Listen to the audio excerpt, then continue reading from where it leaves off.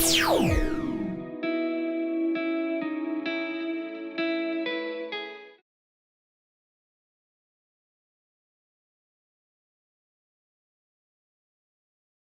very good morning. It's very exciting to see so many people here. And I hope that I'm going to get a chance to give you a little bit of a glimpse of some of the things that you're going to see becoming part of your daily life at work and at home over the next few years. So as John just mentioned, and I'm not going to drain the slide, but the Internet of Things is really about connecting things that we have in our daily lives, whether it's at work, machinery, or assets that we have, and at home, things that we care about that help us make our lives better, healthier, with less energy, etc. And it's all about really three things. The first one is being able to have something that generates data, it's measuring something, it's detecting something happening, etc. Very often it starts with something like this. So this is a little developer board that's being used a lot by, I don't know if you're familiar with the term maker. Does that make sense to anyone here? So maker is a movement globally where, again, electronics have become a lot easier than they may have been in the past. And it's all about being able to fairly quickly assemble a working prototype of something that you have an idea for. So these kind of boards has a little microcontroller, which basically allows you to put commands into the device. It has a battery, which will power whatever sensors you're going to place on it. And it has a radio element, which basically then allows to collect that data and push it to a network. So this would be very much kind of your rapid prototyping that you do around Internet of Things. The next version of that is going to be a finished product, which you can then commercialize. So if you're a hardware person, here's an example of a device that we work with that measures if someone is passing by. So this is a motion detector, but similar to this, it includes obviously a battery, which is going to last about 4 years. And it includes a radio to basically send that signal of how many times it's been triggered or how long someone's been standing, for instance, in front of their desk. So this is one that we use, for instance, for occupancy. We're going to figure out in real time on a building of, let's say, 1,000 desks, how often and what is the pattern of work that is being made in that environment. Okay, so that's your sensors. The second thing you need is a network. So you've seen similar boxes to this, and I'll come to this in a minute. But essentially, you're going to need a way to get that data from the devices to the internet.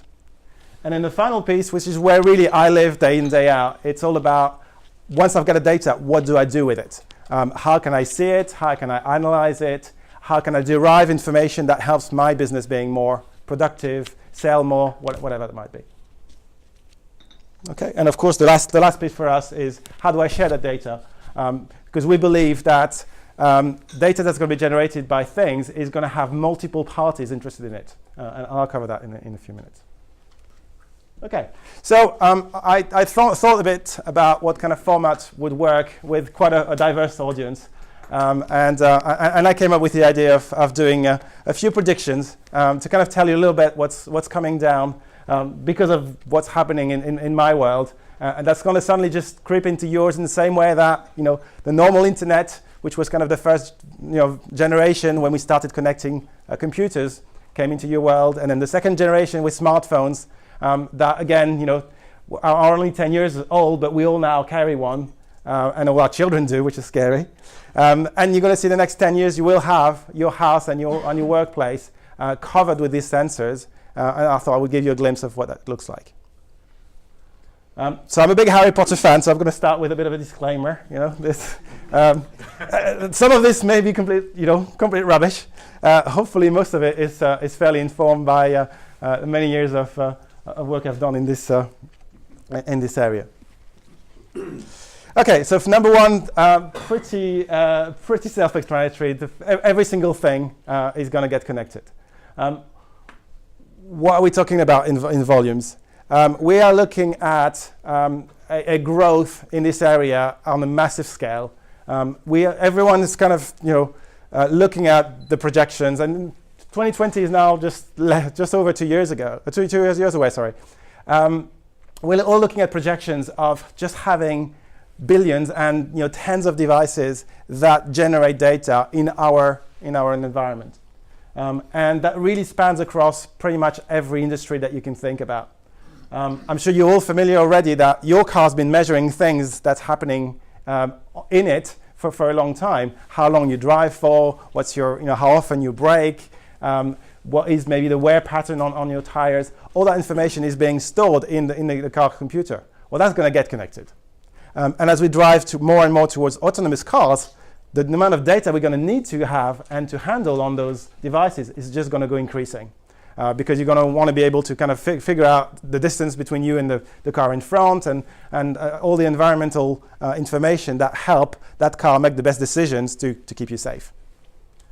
Healthcare, another huge area where as we're all living longer and we'd rather, whenever we can, stay at home longer, technology is going to help us monitor our health and monitor our lifestyle to make sure that, maybe we can detect things like a heart stroke before it's too late. If I've got something like this on my wrist, which measures my heart rate on a constant basis, there's got to be a way that this technology allows me to then say, well, actually, or even for me, it's really, a doctor can come up and say, if certain pattern happens, just dial 999 before, sorry, just before 911 for our American friends. Dial emergency services before I even have a stroke, because based on all of information that's been collected about people with similar patterns as I am, we're going to be able to figure out that's likely to happen in the next hour. Consumer electronics, that's already started. How many of you have got something like the Amazon Echo, the Alexa? Yeah. A few of those, yeah? So this is one of those connected things that, again, we didn't know existed 3 years ago, but just start creeping into our lives and making our life that little bit easier by just, saying commands and kind of finding that information without having to kind of get a device out. And of course, things like, as Johnson was mentioning, smart thermostats and ways to smart meters, of course. And the final one, utilities, is really all about stopping to send someone around every 6 months to go and look at your meter, but obviously getting that data in real time, which has a lot of benefits that we'll come on to. Prediction number 2, connectivity is going to be free. Interesting that you come from the communications world. When I say free, I mean not quite free, but not far enough. So here's an example of the simulation of a coverage for one of these boxes. So this looks pretty much like your average Wi-Fi router. And if I stick one of these just connected to a normal Ethernet plug here, this is where we are, the golf club. And your average Wi-Fi router, you're likely, if you're going to cover your whole house, 50, 100 meters, and your performance just drops like a ton of bricks. So from here, I'm expecting that all the way down into some parts of Early and Reading, I'm still getting some coverage for these things. Pretty cool. Mm. Why is that? Well, there's a trade-off. The stuff that I'm going to be sending from these devices, it's not streaming a YouTube video. It's not downloading a 1 gig movie. It's a piece of information that's probably very small, very punctual, and that I can kind of compact and compress the hell out of. So basically, it's kind of saying, I'm here, or my temperature is 19 degrees.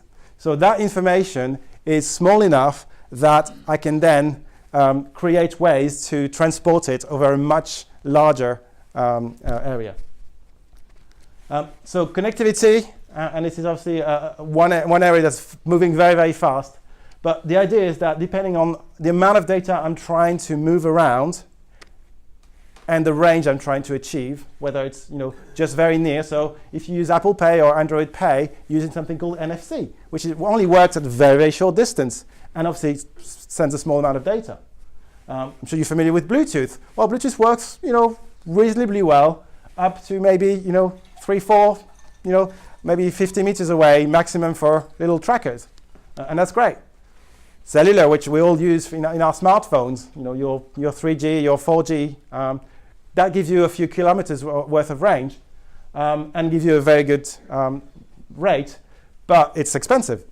So the smart metering needs that we've all had as a European directive to basically get us all with smart meters in our home has created a whole industry of what we call low power wide area networks, LP1s. And there's really two right now that are kind of cropping up. The LoRa Alliance, which is and obviously one of the organizations I'm very involved with. It's an organization that basically defines a standard similar to Wi-Fi or Bluetooth, tries to create a whole ecosystem globally that adopts this standards from carriers like Orange and Bouygues in France, for instance, or KPN in the Netherlands, and manufacturers who build these things, and of course, a number of companies to basically handle all the data, which is what we do. There's others out there. Sigfox is probably the biggest one that you'll come across. Pretty much similar technology, but different business model. So whereby the LoRa Alliance is designed to be a standard that anyone can develop on. Sigfox is designed as a single global network whereby you have to buy the license from the operator, and it just operates as a single virtual company globally. Good. Next interesting thing is we all still have to look for things in our lives. And in the same way that I can't remember the last time I pulled out I love maps. I can't remember the last time I pulled out an Ordnance Survey map or a Michelin map in my youth to figure out where I'm going. Well, in the same way, in the next few years, you'll never think about actually looking for something or tracking something manually, because it's going to become so easy and so cheap to basically put a chip on everything that you have. And that goes for your personal as well as your work life. So here's an example of some of the things that are now in the market to basically say, okay, I want to put a little tracker in the bag of my kids or on my pet. The difference being with some of the things you may have seen so far, which were Bluetooth based, so kind of had limited range from a network point of view because they needed your smartphone to be near enough to pick up where this thing is. Suddenly we're going to be having these things with nationwide, even global networks, which means that losing your luggage is going to be a thing of the past. The airline industry, which has just been notorious about putting your suitcase in the wrong plane or you living without it, you will actually know that your luggage is not on the same plane as you, and you'll know it's gone to Denver. So that's going to be a very interesting customer service challenge for these guys.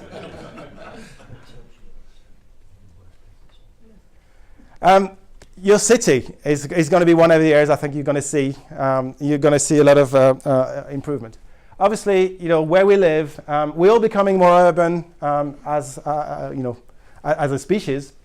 And this is one area where there is a very complex system of systems, from obviously the basic services such as traffic management, such as obviously emergency services, such as leisure that we were just talking about. You have all sorts of different parties that are trying to coordinate a lot of activities and would benefit from having the same information and sharing the information between those to make everyone's life more easier, more productive, and use less energy. So we're seeing a lot of smart city initiatives starting. The best one so far that I've seen is Barcelona. It's in the news for other reasons at the moment, but Barcelona happens to be where the telecoms industry for the last 20 years has been meeting and has a massive fair at the end of February, March called Mobile World Congress. And about 10 years ago, they decided that they wanted to spearhead and kind of make the most of having all those telecoms guys coming in, all that industry every year, and kind of become a smart city. And the results are just outstanding. So simple things like they've installed parking sensors all over the town. And so then they can tell in real time where a parking bay is available, which actually in return has obviously made the life of citizens a lot easier, because guess what? You're not spending your time sort of looking around. You actually have an app that tells you, hey, there's a space available in the next street around to the left. But it's also increased the parking revenue, because guess what? There's actually, you know where the car is. You actually get people to a parking space longer, they park longer.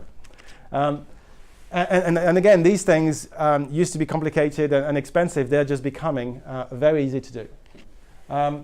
They also have things like smart lighting. Again, why am I just following the sun and kind of lighting regardless of whether people are around or not? What if I could dim the lights when there's no movement and bring them back up as soon as there's someone around? Simple things like that just save a huge amount of energy. The interesting thing is that it's not limited to very large cities. So I've been working with a very small village in Brittany where I grew up. They're about a 500 people village, and they have 6 buildings that they look after. The local school and the canteen, the town hall, of course, the sports hall. And just by putting a very simple IoT infrastructure, they spend about 20,000 euros. They have a payback of less than 2 years, because it turns out that they had a leak in one of their buildings that obviously didn't have any information until a year after, because the invoice is only generated once a year by the water company. So very simple things like that suddenly can help get the initial return on investment for people to kind of get thinking about using these kind of technologies in their own environment. Your house. Clearly, this is a place where we all have a lot of electronics. If you think about the number of smartphones and tablets and and computers you have in your house, I bet you'll have about 5 times as many sensors in your house soon. What are these going to look like? I think some simple ones. Your insurance company is going to want to know when you are at home and when you're not. They're going to want to be able to tell whether you've closed your door properly or not. You're going to want to measure, the air quality in your environment, because we know that we all work and are happier if certain levels of CO2 or obviously some dangerous gases are around. We want to detect that. So all of that information, which again used to be pretty analog, I can put a smoke detector that just buzzes when something goes wrong. But what if that smoke detector just tells me as well when I'm not at home, so that actually I can inform it. I'm obviously, being French, I've been known to drink a glass or two in my lifetime, and clearly that's one area where it's hard to know what's going on. Smart agriculture is one of the areas where suddenly as we are veering on 8 billion people on the planet, being able to predictively know what the conditions are, where your livestock is, how good the soil is, when you need to irrigate. Again, huge savings as well as more predictability for the farmers. So again, putting sensors in the soil, putting trackers on cows is something that's very, very rapidly being adopted and driving a lot of these changes. Machinery, of course, a lot of these assets. A tractor or a combine harvester, these can be hundreds of thousands or millions of pounds. So actually knowing where they are, whether they're used in the, at the weekends, for instance, or actually moving to different patterns commercially. So you probably heard the term as a service, which the software industry has kind of very much popularized over the last few years with things like Salesforce.com. So instead of buying a license for a software, you're just paying a monthly fee. We see a lot of other assets becoming as a service.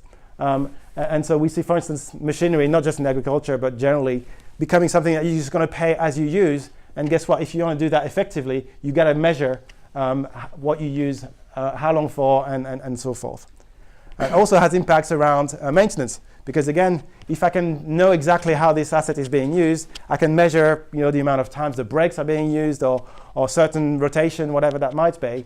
I'm going to be able to gather enough information to go and do the maintenance in advance when something is going to break, rather than after the event, which means that I don't immobilize the asset and so forth.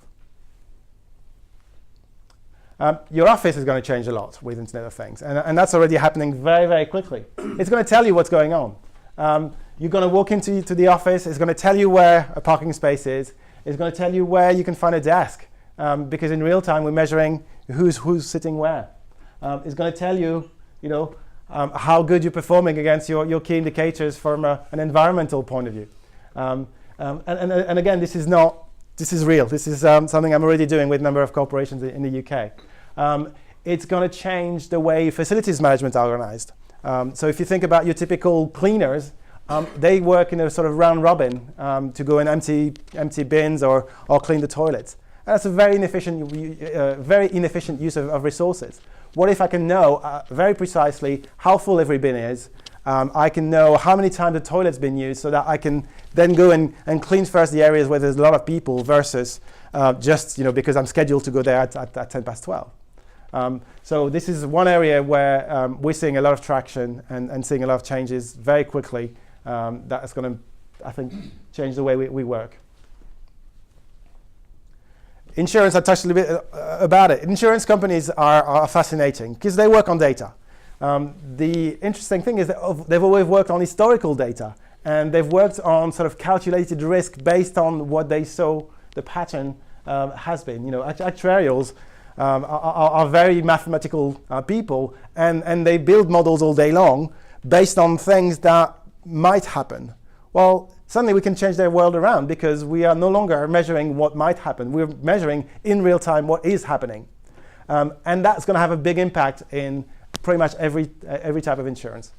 An example that's already live, I don't know how many of you know about Vitality health insurance in the UK. Vitality already has a data-based program where they sponsor my Apple Watch, which measures how active I am, how healthy my lifestyle is, and to give me an incentive to share my data, they give me bonuses. So I get a free cinema ticket or a free coffee every week based on how active I am. Well, guess what? That's information that they get to correlate with how often I claim. And they can then obviously decide going forward if they want to insure me or not. That's just one of many examples. If you think about the driving, having a chip in your car that measures how you're driving, that's already there. We're going to see that happening both housing insurance, but also in commercial insurance by, again, knowing how people use the assets and what is the real risk as opposed to maybe something that was based on historical views. The organization is going to start to think about, no matter how small your company is, you're going to be using a hell of a lot more data than you are today. So just a petabyte, for anyone who's interested, is 1,000 terabytes. So if you throw a terabyte with a lot, that just gives you a little bit of an idea what a petabyte might look like. The amount of, if you think about the last 5 years, we've all started using social media and generating what I call human-generated data on a massive scale. And you can tell, the last 10 years we've generated more information than in the last 5,000 years before us. That's not about to stop. In fact, that's about to increase because suddenly we're no longer talking about human-generated data, what you and I are exchanging to each other. We talk about machine-generated data that's just going to keep going and going. And so suddenly we're just going to be flooded with information, and we all going to have to develop some form of data science skills, no matter what our role is. You're going to want to be able to take some of that information and make it relevant to whatever it is that you do. And so that's something that I think most organizations are still getting their head around. And be prepared. That's going to hit you in the face. Just an example with jet engines. That's again been going for quite a while. But to give you an idea of the amount of information that's been generated by those sensors, a jet engine is creating several gigabytes per second, which means that every single flight is multiple terabytes. Just imagine how you kind of, once you start keeping 5-10 years worth of that data, it's just going to be humongous. And then my final prediction is that there's going to be probably somewhere between 3 and 5 data marketplaces emerging. Brand new companies that you and I have never heard of, whose sole business will be to buy and sell your data and mine. And they will be worth billions. If you want to think about, again, what the internet created, some of those giants that, again, just didn't exist 10, 15 years ago, that are now just part of our daily fabric. Companies like eBay or Facebook or Twitter that have just become so valuable because they are at this nexus of information between eBay, buyers and sellers. Facebook, between friends and business relationships or whatever that might be. And it's actually being able to figure out of that data, not just the transaction element, but obviously the insight that gives to those organizations, which they can then monetize through selling to other third parties. The exact same thing is going to happen with Internet of Things, but on a massive scale, whereby the information about how often I'm at home is going to be useful for myself. It's going to be useful for my insurance company, but there's going to be another 5 companies that are interested in buying that information.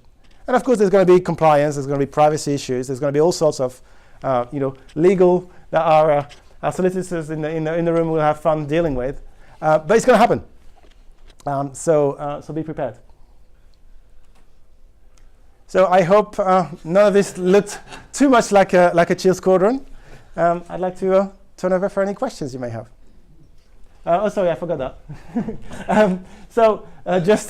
I pulled out this article from about 20 years ago. This was actually written by a very well-versed scientist who was very into the internet, but was kind of, arguing against all the hype there was about, what? You mean you want to buy books on the internet? No way. You mean, we're going to have electronic town meetings and virtual communities? We're going to have, remote working? This is all there. And this is something that in the mid-90s was being talked about as some of those things that are coming down the line. So I'm fairly hopeful. A lot of what I've been talking about is pretty real.